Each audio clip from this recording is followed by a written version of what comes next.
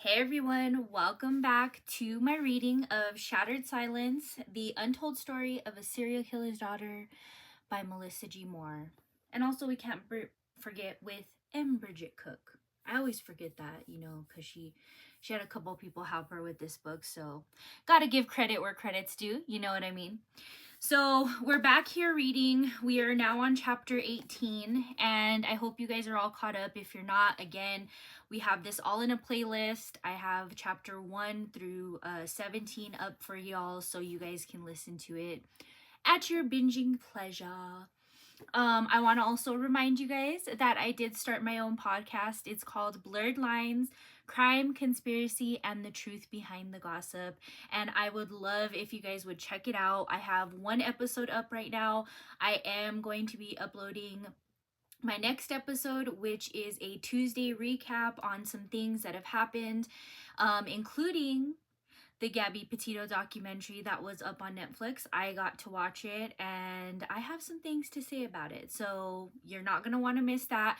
And also I am working on doing my first deep dive, which will come out next week. I don't know on the day yet, but I will keep you guys as informed as possible.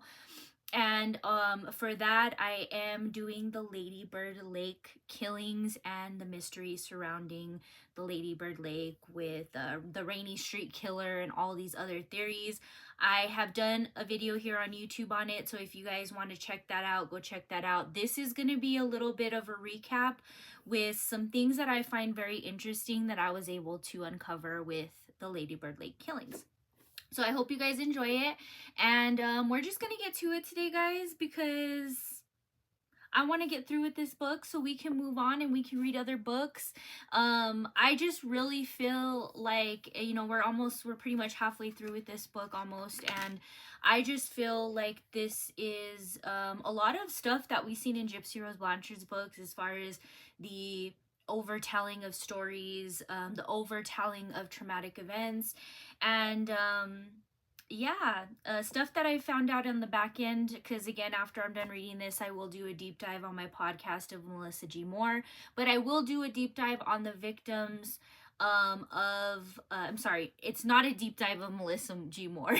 It's a deep dive of her father, Keith Jesperson, the Happy Face Killer.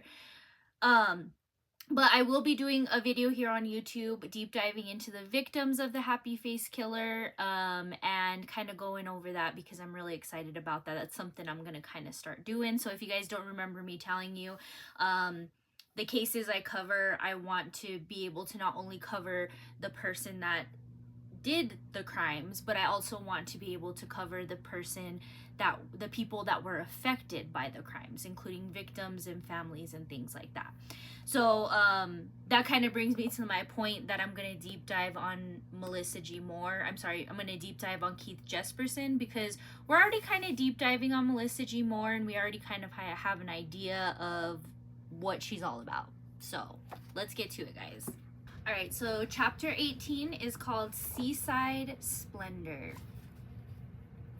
Across the Columbian River from Portland, on the Washington side, was Vancouver. I had fallen in love with the rolling hills and trees of the beautiful city when we lived there before.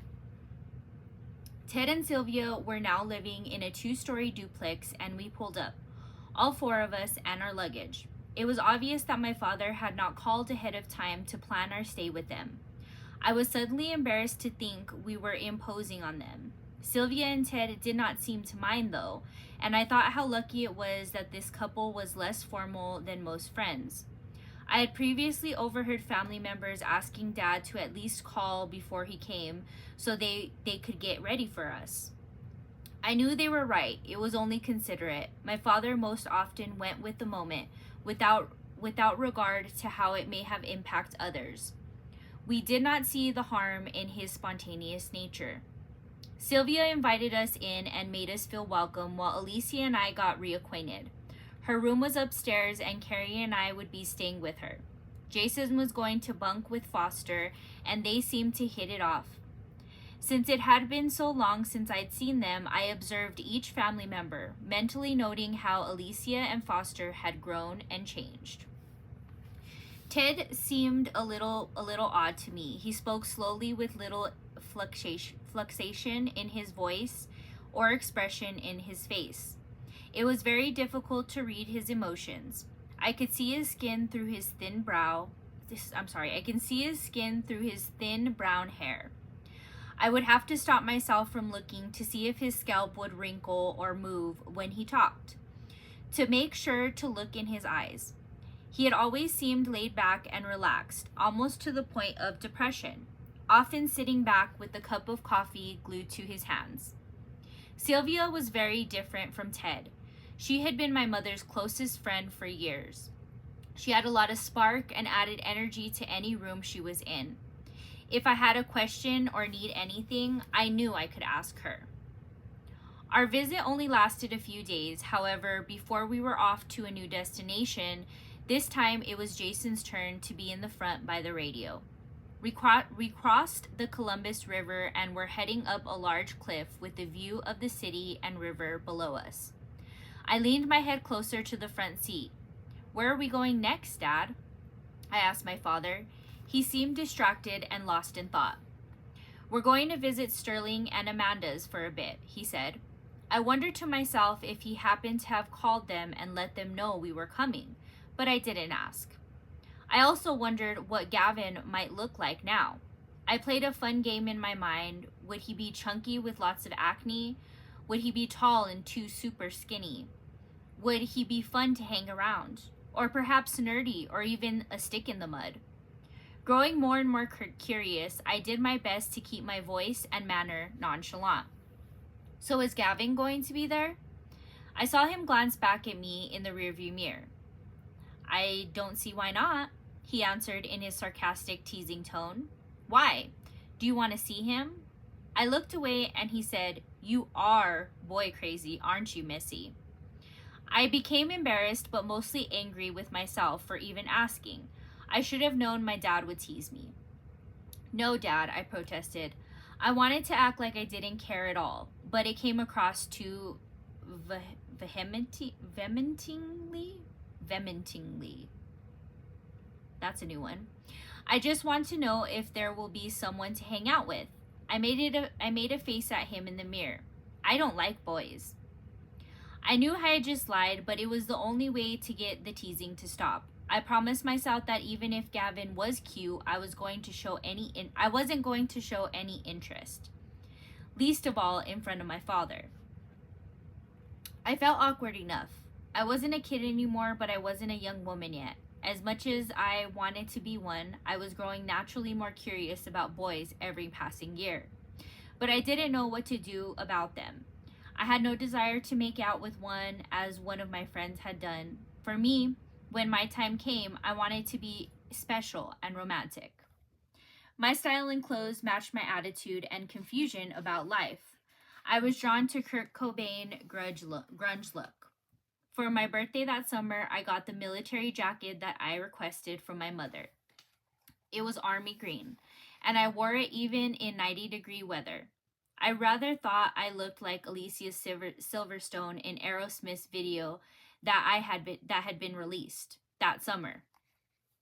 In the video, Silverstone wore flannel and torn jeans to give her a hard edge appeal.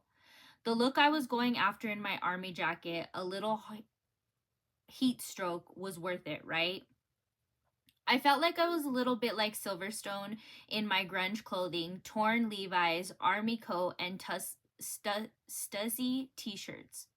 I wanted Doc Martens, but my mom could not afford them, so I wore brown Birkenstocks that my grandmother Lucy had given me the summer before. Even though they were too small and cramped my toes, in my eyes, Alicia Silverstone was cool because she could beat up boys in her video. It mirrored the internal struggle I was facing, of wanting to be wanted and yet wanting to protect myself at the same time. Protect myself from what? I didn't know.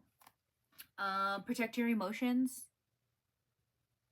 And this is also giving that she always wanted to be accepted. So this could also give the reason why she gets along with Gypsy Rose so much, is because they both didn't feel like they were socially accepted. simply because of the way they dressed or the way they looked or how their hair was, just like outward appearances. As we got closer to the coast, I could smell the salt water of the ocean nearby. I loved being near the beach. Something about the ocean soothed me. Perhaps it was the rolling, consistent waves or the warm sand massaging my feet. My father drove through the small coastal area of Astoria and Seaside. Puget sound was stunning and majestic to me anyway, but to see the large ships and yachts docked by saltwater-stained Victorian buildings was so charming and unique. To me, there was magic about this incredible city with its steep hills and spectacular views of the sea, and a history you could feel. Dad told us it was Lewis and Clark's final destination. Taking our time and enjoying the scenery, we slowly pulled into a gravel driveway. It appeared that no one was home until we all got out of the car and walked to the back of the yellow house. I had not seen Amanda or Sterling in years. Amanda was in the front yard working on some wood that was being supported by some A-frames. She looked up in surprise to see all of us and called Sterling over. My parents' friends looked the same to me, as if they hadn't aged at all. Amanda was charming and warm-spirited as always. I loved her soft German accent and her dimples when she smiled. She had a sweet disposition, and I never saw her upset about anything. Sterling was laid back in spirit and also a generous man. He hugged both of them, and then Amanda backed up to take a better look at the three of us. I am amazed at the difference just a few years makes, she cried, looking us up and down. I bet your mother is so proud of you. We nodded politely, and she seemed to sense the bit of tension in the air caused by her remark. We didn't like to talk about Mom when Dad was around. He was pretty negative and made cutting remarks about her. Well, she said quickly, Gavin is inside. You can join in. Just keep in mind it is a big mess. We are remodeling our home, and so everything is still a big mess. Just then, Gavin appeared in the back door. Oh, there you are, she cried, ushering us over to Gavin. Look who's here, Gavin. Here's your old train buddy. Do you remember that, Jason? And doesn't Melissa look pretty? As much as I wanted to feel pretty, I didn't think I was attractive, especially because of my teeth. They were overcrowded and unruly, going in directions I wished they wouldn't. I wanted braces in the worst way. While Dad blamed Mom for not setting orthodontic appointments, Mom blamed Dad for not paying for them. But the bottom line is that I was left with the mouth that made me feel totally insecure about my appearance. I did not understand how Amanda could think I was a pretty girl, but her comments made me feel wonderful. She was the first lady I could remember, besides my mother and Grandma Lucy, to ever give me a compliment. Well, it's kind of weird because, like, don't you say, like, your mom doesn't really give you affection and doesn't really attend to you? So that's kind of weird that she did that. But isn't it also kind of weird that she also was very self-conscious about her teeth, and that kind of links the whole Gypsy Rose thing too? I'm sorry to always bring up the Gypsy Rose. I've gotten a few comments saying, like, why are you doing that? But that's the whole reason we're reading this book, is because Melissa G. Moore helped ghostwrite Gypsy Rose's book. So we have to remember the perspective we're in, and that's why I always bring it up. So just in case you were wondering. Gavin did not say anything at first. He just looked at me. I studied him back and realized he looked even cuter than I had even ever remembered. Not the stocky little brown-eyed boy anymore. Gavin was transformed into an athletic teenager. Something inside me started to melt at one look into his eyes. Quickly, I thought back to the promise I made myself on the car ride. My resolve not to find him one bit attractive. Or at least, I would not show it. Not to him or anyone else. I did look away, but it took a moment, and I realized that keeping my promise would be more difficult than I previously thought. Gavin invited us into their new home. They had been tearing it apart since they were completely remodeling the kitchen and the bathroom on the main floor. They were also building a round staircase to get to Gavin's room on the second level. At the time, there was a ladder going up to his area of the house. I was deathly afraid of heights, and the ladder would be scary to climb. I sucked in my breath. It was worth the experience if I could get another look at Gavin. Dad pitched in to help Sterling and Amanda on their kitchen remodel. I overheard my father offering Sterling his services in welding the round staircase. I knew then that we would be staying for at least a few days. That night, we all decided to go out for pizza for dinner. Once we were seated at the local pizzeria, I felt antsy and decided to ask my sister to go to the restroom with me. In the private ladies' room, I blurted out my feelings, confessing to Carrie that I thought Gavin was cute. Carrie's eyes got wide and she started to laugh. Then a mischievous expression came over her face, and I was suddenly nervous that she might tease me openly and reveal my very sacred feelings. Why did I tell her my new secret? What if she made me look stupid or embarrassed me? I was afraid of what would happen if she told Gavin my feelings. I begged her not to say anything, but privately I thought that I should appear very uninterested in him. That way, if my sister did tell him, I could play it off. Carrie and I sat back down at the table just as the fresh pizza arrived. I felt a sudden and unexpected nudge in my shin. I balanced around and realized that Gavin must have accidentally hit me with his foot. Then it happened again. I looked at his face and he was not smiling or giving any expression to acknowledge his flirting. Was he feeling the same feelings as me? We went to the local mall and my dad actually bought something for himself that time. He found a new pair of Nike shoes that fit just perfect and some clothing that looked attractive on his tall frame. I was happy to see him wearing something different. I realized from the comments between the grown-ups that it must be hard for him to find clothing that actually fit. Amanda set up my dad on a date with a blonde coworker of hers. When they got back, they were apparently two very different sides to the story about what happened on their date.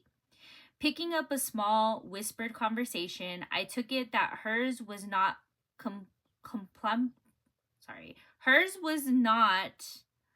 complimentary toward my father. Let me reread that. I took it that hers was not very complimentary toward my father. Nothing more was said, and I didn't worry about it any longer. So I'm supposing they're saying, because again, it's very worded very weirdly. So again, I'm wondering this woman most likely didn't like her father or something. Again. The next evening, my father took all of us to see the movie So I Married an Axe Murder with Mike Myers and Nancy Travis, about a man who marries someone who is not who he thinks she is. He is not who he thinks she is. Apparently, she murders her husband, and then changes her name and identity and moves on. Again, that whole paragraph that was right here, very poorly written. Poorly written and poorly scrutinized for the editor that edited this book. Again, we're still finding grammatical and like just weird things that doesn't flow. My dad thought it was hilarious. It wasn't rated R, but I could tell afterwards that it was a little disturbing to Amanda that Dad would take Carrie to see it. I really hadn't paid much attention to the movie at all since I was sitting next to Gavin. I was in my own little world as he nudged my knee occasionally. The whole movie, I kept hoping he would put his arm around me. I didn't really expect that he would, especially with my father sitting right beside us. That would make him stupid, and he was anything but that. After 2 more days, Dad and Sterling completed the stairway, and it was time for us to leave. I was sad to say goodbye to the pretty town and to Gavin. But as we were invited back next summer, I left thinking I would see him again on another trip with my father. We made our way back down the coast and over to Portland to stay with Tony and her children. It'd been nice to not have to deal with her so far this summer, but as we got closer, I knew I had to rectify the feelings of jealousy I had in my heart. I tried using the same technique I had been attempting with Robert. To look for good in him, I did see some qualities in Tony that obviously made her attractive to my father. Toni was pretty and very energetic, wiry and semi-athletic. She could keep up with Dad's tremendous vigor. She was fairly spontaneous like he was, and she had included him in her life and looked after him to the best of her ability. I tried to focus on these positive traits as we approached Portland. It didn't last long. I would often wake in the morning to the sound of Toni yelling at her kids. Their response seemed to be bitterly angry and became extremely withdrawn on the days she would pawn them off on other people. Then she tried all summer to convince Dad to spank her children as she did or to yell at them. He wouldn't do it. As the summer wore on, I couldn't help but see that my father was taking the higher road by showing fair and equal treatment to all of us. As much as I didn't want to, I had to give him some grudging respect. As much as you didn't want to, I mean, you're on this trip with your dad. 2, you've been hyping him up this whole time. And 3, even though, like, this is her growing up, this is her book, and that's what I'm trying to keep in my mind. But when she starts the book only talking about her parents and then tries to talk about herself, it gives a very weird vibe. Again, just my opinion and what I've noticed. Most of the summer passed without incident, except when Toni placed herself in competition with us when it came to Dad's money. I knew she didn't have a clue that our home life was like, and I was pretty sure she didn't care. She was too wrapped up in herself to realize that we relied on Dad to supply even our most basic needs, especially for school supplies. I had given up on designer clothing and was simply grateful for whatever items Dad might provide. Without his assistance, we would go back to school in last year's clothes and worn out shoes. We were wearing them now, but as Jason, Carrie, and I had all grown considerably taller during the summer, our entire wardrobe was several inches too small and full of holes. Jason couldn't get his Levi's to buckle, and the cuffs of his pant leg were too high. So he looked like Urkel. Of course, he smacked me when I told him so. I laughed, but I wasn't in any better shape. Toward the end of the summer, we visited a cheap department store. I had asked Dad for a couple pairs of pants for me, Jason, and Carrie. I knew what kind I wanted. I had already tried them on and picked a couple of pairs. Jason was trying on his in the boys' dressing room, and I helped Carrie to decipher what size she ought to get now. Getting some that were large on purpose to be able to wear them for a while. Dad was holding onto my pants when I heard Toni come up with her cart. What the hell are you buying for those kids for, Keith? What the hell are you buying her those for, Keith? I heard Toni ask. She must have seen the pants Dad was holding for me. She's a brat. I'm not a brat, I tried to say to her, rounding the corner. We just need a few things for school. She's a brat, and you shouldn't listen to her. She's spoiled, and she just takes advantage of you and your money. Don't you see that, Keith? I looked at Toni's cart, stuffed full of what she was buying for herself and her kids. Compared to the 2 items in my dad's arms, I ran away crying. So I'm not saying this conversation was warranted, but that is his daughter. But I have a hard time believing that this isn't entirely true. I know a lot of people don't take this seriously as I do, but I have a really good intuition. And usually when I look at pictures or I look at, just videos of people's mannerisms, and let me tell you, the moment I have seen Melissa Moore before even knowing her story, something was off to me. And let me tell you that after I've read a majority of this book, I can tell you that I can see her being, she tries to portray herself as being like this shy, like really timid, but yet kind of assertive with her family girl, right? But I'm going to tell you this.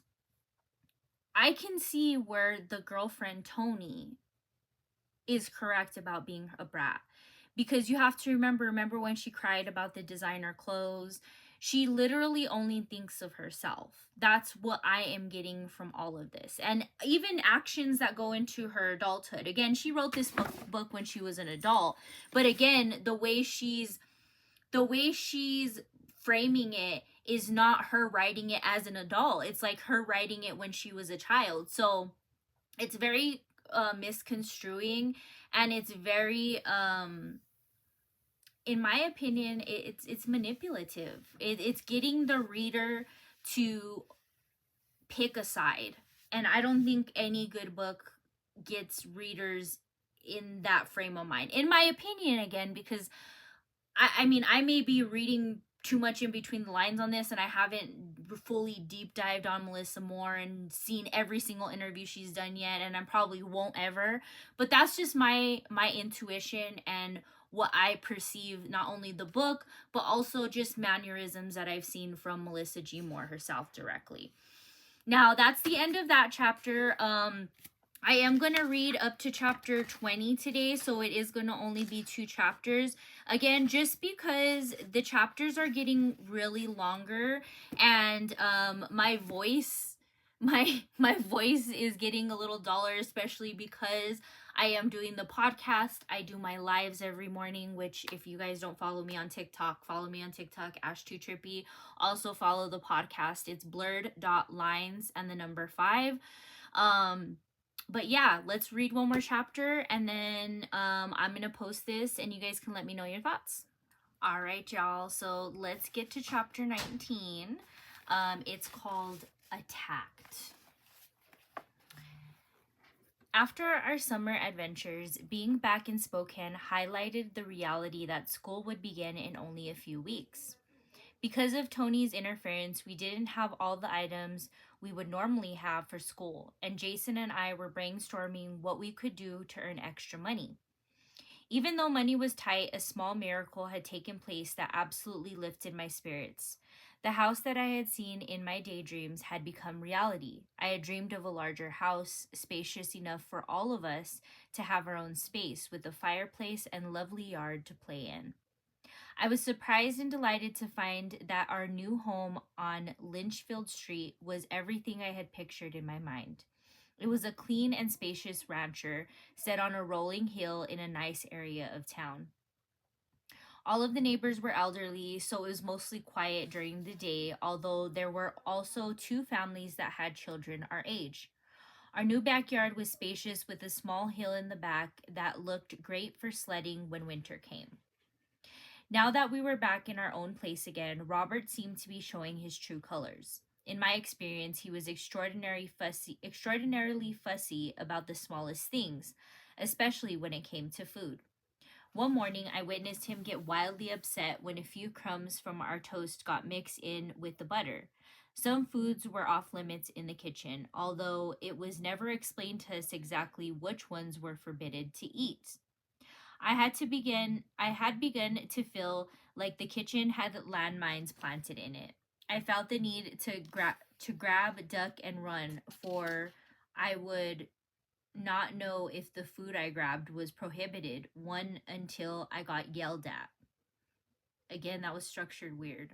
Maybe that's just me, I don't know. I never realized that a person who was deaf and did not speak out loud could have energy so strong that he could yell without making much noise. Dad had told us that he and Tony had broken up again, and he thought that this time it was over for good. I felt a small flutter of hope that maybe he would take us away from our home situation with Robert. Somehow he seemed tied to trucking as a job and seemed to be dating a lot of women. I didn't like the details he would tell me about his dates. Was he teasing me or not? Excuse me? Is your dad teasing you about the dates he goes on? How would that be teasing you?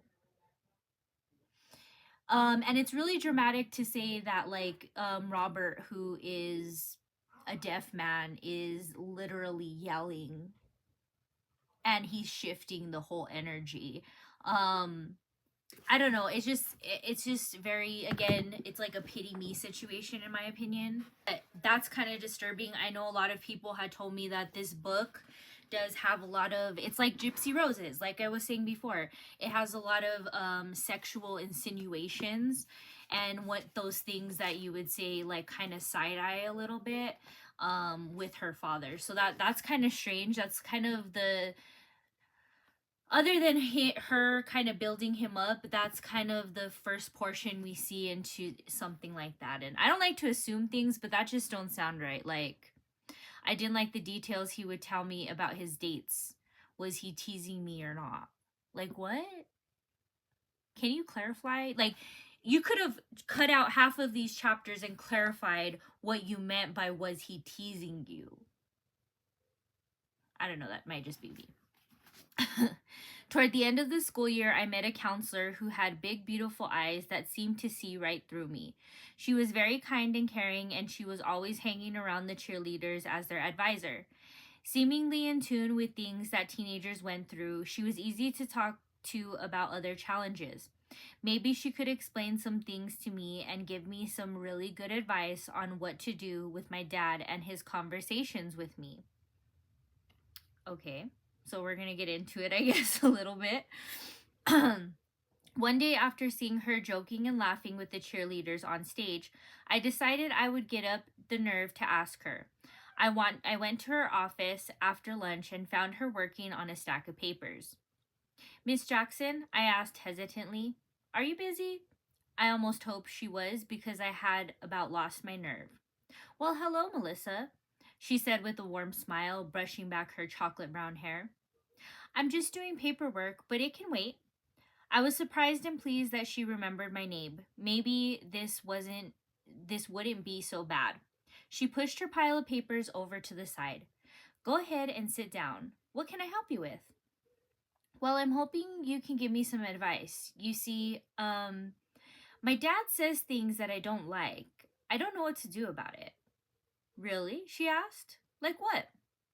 Well, I began hesitantly again. I looked at her. Could she handle it? She seemed interested.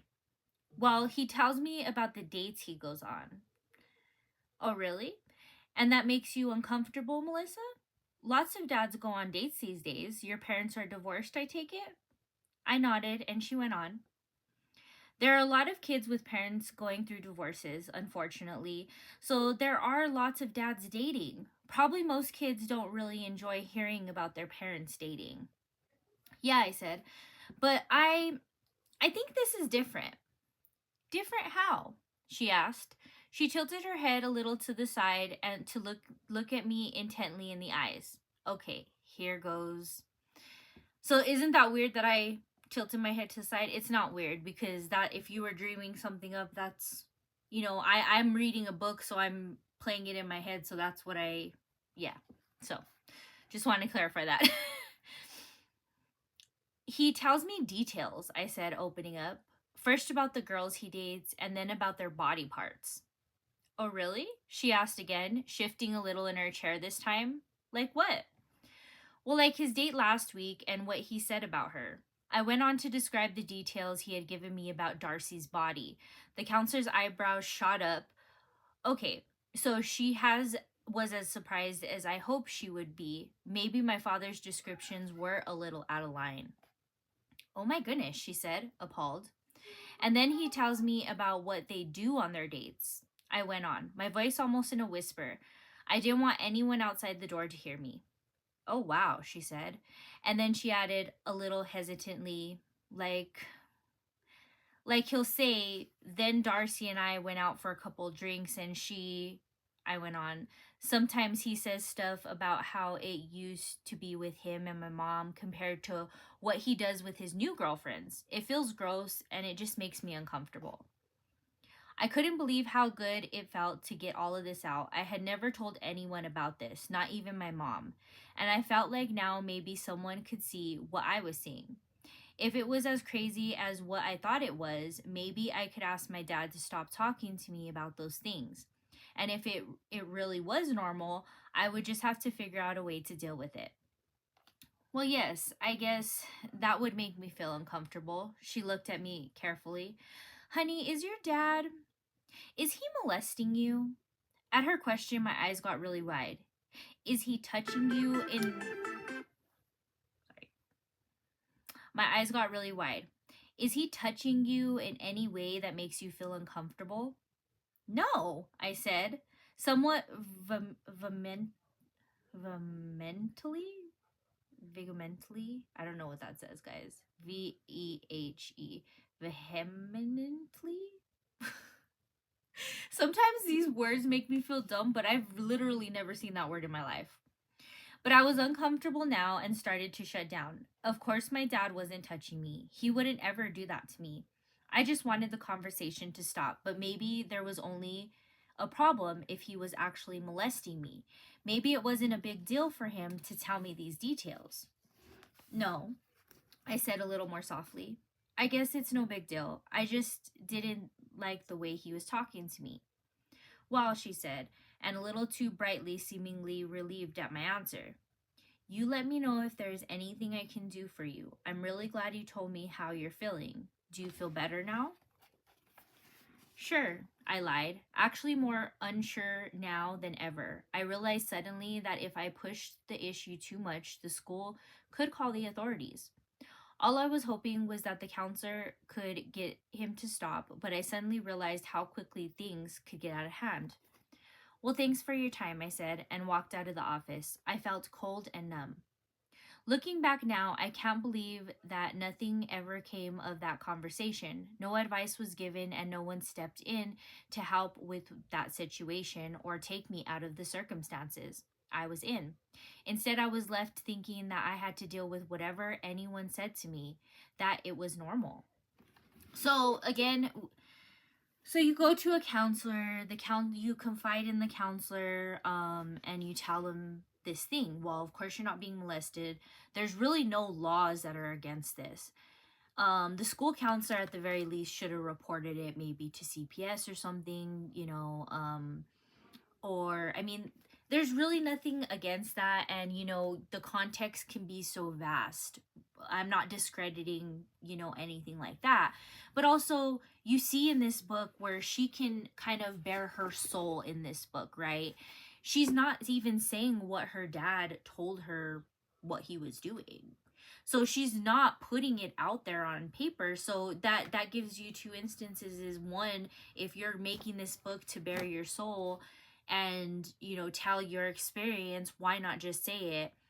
That questions if it's true or not, in my opinion.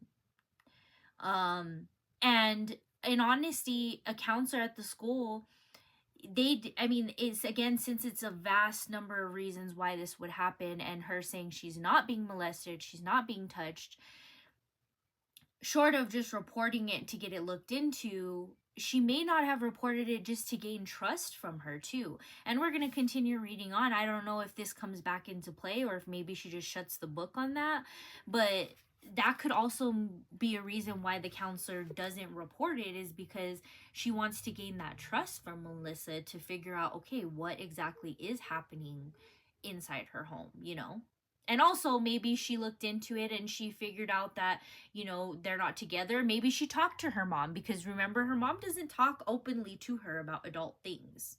So, and I'm going to assume that Melissa's most likely in high school at this point, maybe end of middle school, beginning of high school, around there. Again, we're really shy about telling us, hey, I'm 9 years old at the beginning of summer or whatever. So I don't know, I guess us as readers, we just have to figure it out and read between the lines and see if she's gonna act like a child or not act like a child. I guess that determines on if she's an adult or not. I don't know. I began to surround myself with girlfriends as much as I could. I enjoyed their company and felt safer in the presence of girls and women. Then one sunny day, my new friend Kathy invited me to come to her house after school. On the walk to her house, we decided to go to the park for something fun to do. We were halfway across the grassy area of the park, headed towards the swings, when I felt a heavy weight hit my back. It knocked me to the ground. Dazed, I looked up and saw Kathy running away, and that I was surrounded by teenage girls. Fear exploded inside of me as I saw their faces. They were intent on doing harm. Let me go, I screamed. I haven't done anything to you. My heart was racing. I saw no escape. Your friend is wearing red, one of them said. What the heck did red have to do with anything? Then I realized that some of the territorial connections I had witnessed in middle school between the boys must also extend to some of the girls that hung out with them. A girl standing behind me spoke. "Give us your ring," she said in a voice that was used to being obeyed. I looked at my hand and saw the seashell ring my father had bought me on our summer vacation. The ring was more than just a gift from my father. It represented the peace I had felt on the beach under the stars, and it gave me hope on my bleakest days that everything would work out. I must have been taking too long to decide. "Give us the ring or we'll smash your face in." Dismayed, I took the ring off and gave it to her, not daring to look in her eyes. I was waiting for her permission to leave, then I felt a violent tug on my hair. The girls dragging me to the picnic bench and slammed my face into the metal slab. My head began throbbing, and for a moment I could not see. My adrenaline kicked into an even higher gear, and I looked for escape. When my vision returned, I saw some light, and along with it, a boot heading toward my face. A sharp pain reverberated through my face and head, and then they punched and kicked my whole body with no mercy.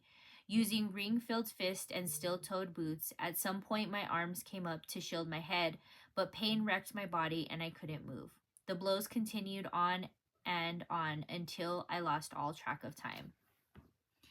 Now, I'm not going to say anything about this because I don't know, this is one of the first instances I can tell that this could be a true story. This could be something that actually happens.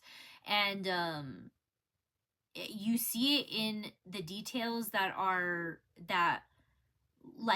flow through here, and they're not gapping, and they're not trailing off into some other story. So I'm gonna say this could very well be one of the few truthful stories in this book, in my opinion. "Stop," a boy's voice sounded through the haze. I didn't know who it was, but his voice stopped their attack. One girl gave one more malicious kick, and then they left. Through swollen lids, I saw the legs of the girls leaving with the boy. I knew I was alone. I put my head down and began to cry, but it hurt too bad. I made myself stop. I couldn't move, and I was vulnerable to the world. What if the girls came back for me? I couldn't defend myself from anyone. I had never felt so alone in my life. After a few moments, I knew I had to do something, anything. It hurt to move. I tried to open my swollen lids and look around. Relief flooded me as I saw Kathy's figure running back to me. "Melissa, we have to get you to the restaurant around the corner before those girls come back." She was terrified. It took her a while to help me up. The walk was extremely difficult and seemed to take forever, even though she was rushing me. Every step brought fresh pain. Everything hurt, but my head was the worst. We finally reached a little Thai restaurant around the corner. The owner took one look at me and handed Kathy his phone. She called my mother, who rushed to pick us up. As soon as she saw me, she began to cry. Stuffing away the tears, she carefully helped me into the car and rushed me to the nearby hospital. After endless x-rays, cleanings, and bandagings, I was allowed to go home. When I went to the bathroom, I saw my face for the first time since the attack. It was swollen and bruising all over. My nose was twice its normal size, and dark marks were appearing under my eyes. The instructions from the hospital were to lie down and rest for a few days so my fractured ribs could heal. They had been damaged from the steel-toe boots the girls were wearing. For the 100th time, I wondered why the girls attacked me. All I had been told was the red shirt excuse, but I knew there had to be another cause for that kind of violence. I had heard of gang initiations, and I wondered if that might have been something to do with it. The landlady must have seen us come in, bandages and all, and she rushed over to find out what she could do for us. I had the feeling she just wanted to know all the juicy details. She seemed to know everyone's business and never hesitated to tell us all about all the other families in the neighborhood. I knew she also wouldn't hesitate to tell our neighbors what had happened to me. I didn't want to be the subject of their conversations. I turned away and pretended to sleep. Mom, who was also very private, ushered her out quickly. My mother called my father to let her know about the attack in the park. After only a few seconds, she handed me the phone. "Who were those girls?" my father yelled, and I had to hold the phone away from my ear. The sound of his yelling caused new ripples of pain in my head. "No one touches my daughter." His voice got lower, but it was more menacing than before. Let me know where they live, Melissa, and I will show them what it feels like to get attacked. I had never heard my father so angry before. I knew he was serious about making them feel the pain that they had caused me. Dad, I don't know who they were. I've never seen them in my life, and I don't have a clue where they live. They were older, probably in high school. I just don't know who they are or anything about them. So I guess she is still in middle school since she's saying that they were older in high school. So she is still in middle school. So that tells me she's around still 12 or 13, right? Maybe 14, possibly on that, depending when she was born. I tapped into my father's emotions, and I knew without any doubt that if I had known where they lived and told him, he would have gotten in his car and driven up to Spokane as fast as he could. He would have taken care of the matter his way. I trembled from the violence I had already experienced that day. I was sad and I was angry with those girls for doing that to me. An innocent bystander in their stupid gang activities or whatever it was that had provoked them. But I didn't want any more violence to happen that day. I didn't want anyone to have to experience what I had just been through. Except for Dad's heavy breathing, there was silence on the phone line. There had been something in my father's voice, a violently disparate quality that frightened me. It was like the time we were driving past the prison and Dad had yelled, "You'll have me soon enough, but not yet." It was crazy, and at any other time I would have denied it, but that moment I had the most horrible knowing that if my father could have found those girls, he would have killed them all. Now she has that knowing. And then this instance right here, like the documentaries I've told you I've watched before. So I have heard of the instance when they were during the summer, they were driving and he says he can get away with murder and he talks about the shoes and all of this stuff. This instance though is very interesting to me because I've never heard of this. Again, she likes to include these little hints that her dad gave her along the way, and this is a new one. It was like the time we were driving past the prison and Dad had yelled, "You'll have me soon enough, but not yet." I've never heard that, and that's something that I think that if it was true, again, we go back to if it was true, then we would have heard more about it. Now, I didn't, in all the documentaries I've seen, I have not heard about this attack, this gang member attack, quote unquote, because it's alleged, of course. I have not heard of this specific attack, but like I said, I have this inkling that this is one of the few truths in this book that she actually went through this. I know in the early 90s, you know, there was a lot of this kind of activity going on, and they were kind of amping up in multiple states, not just in one or a specific area. So I can see it happening. Again, we're still really young, around 12, 13, again, possibly 14. So, I mean, I don't know how that would look. It's just kind of like a matter of fact thing. Like if it may have happened, it may have not. But the story you're getting is very to the point and concise, because you see that like literally there's like a page or two of this whole story, and it comes at you direct. Other stories, especially like in Gypsy Rose's book, as well, and we've noticed in here too, like with the kittens and all that stuff, it goes backwards and forwards a lot, and you kind of trail off at some points and then end up coming back to it. So it's just very interesting to me. So I hope you guys enjoyed that reading. I'm sorry it's only 2 chapters. Again, these chapters are getting longer and my voice is getting a little bit more has to work a little bit harder at this, you know what I mean? Because I am doing my podcast. So don't forget to subscribe to my podcast. Again, that is called Blurred Lines, Crime, Conspiracy, and the Truth Behind the Gossip. And catch up on all the Shattered Silence book if you guys are interested. Again, we have the Gypsy Rose Blanchard book also up on my YouTube, so check it out. And don't forget to like and subscribe, guys. Let me know your guys' thoughts below. Until next time, guys, we'll talk about it. Bye.